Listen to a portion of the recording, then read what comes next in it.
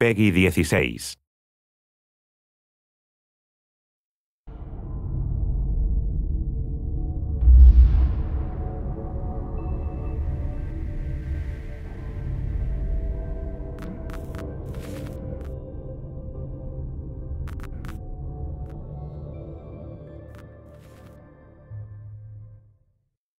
Brink takes place on the Ark. It's an immense artificial floating city at sea, built as part of a contemporary green vision, but now existing in 2045, and having lost contact about 20 years beforehand with the rest of the Earth, it exists in complete isolation with what were originally sustainable resources now in limited supply.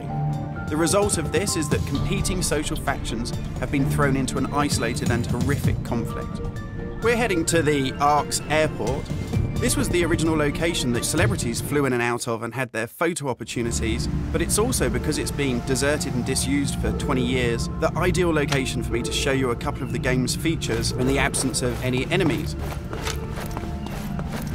Now, Brink uses those same familiar shooter controls that you're used to, but without the artificial constraints, because we've developed a new system that we're calling SMART.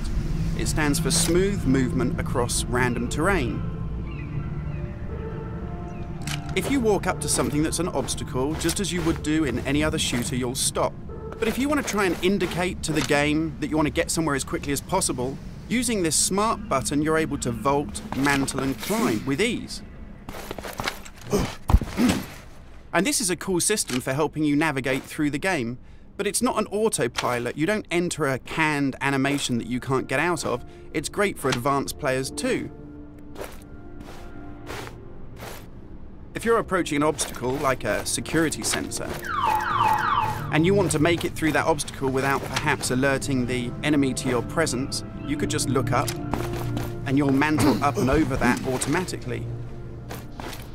And by the same token, if you use your same SMART button just running towards something and looking down, you'll indicate to the game that you're able to slide under something. And this is really important because in Brink, we want you to be able to make tactical decisions about where you go and how you play.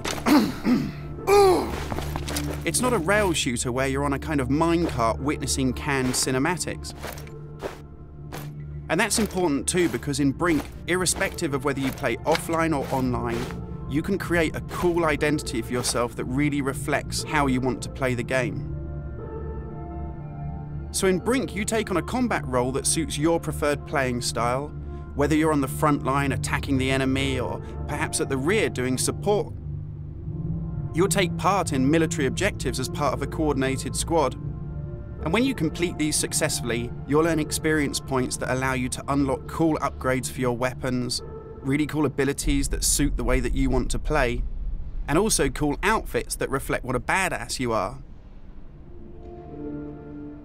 And you can do this irrespective of whether you play offline in traditional single-player style mode with no internet connection, or play cooperatively with up to 7 friends, or go online and play fully where the entire game is full of strangers.